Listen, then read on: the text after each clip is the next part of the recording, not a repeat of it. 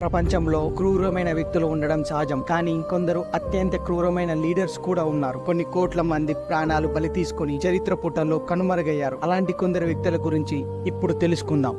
Joseph Stalin 1878లో ఒకప్పటి Russian సామ్రాజ్యంలో ఒక నిరుపేద కుటుంబంలో పుట్టాడు. ఈ నియంత 1924లో లెనిన్ చనిపోయాక అతని ప్లేస్ లో సోవియట్ యూనియన్ కి బాధ్యతలు వహించాడు. తన దేశంలో తనకు వ్యతిరేకంగా ఉన్న వాళ్ళందరినీ చంపించడానికి స్టాలిన్ గ్రేట్ పర్చిని ఒక బంకర్స్ ని కట్టించాడు. అందులో దాదాపు 1,00,000 మందికి పైగానే బంధించబడ్డారు. మరియు 1934-1939 సంవత్సరాల మధ్యలో దాదాపు 7 లక్షల మందిని ఉరి తీయించాడు. అయితే రెండవ ప్రపంచ యుద్ధం ముగిశాక తిరిగి వస్తున్న తన సైనికులు అంతకు ముందు రష్యా మీద తిరగబడినట్లు మళ్ళీ ఇప్పుడు తిరగబడతారని చెప్పి భావించి దాదాపు 27 లక్షల మందిని ఖైదు చేపి చంపించేశాడు.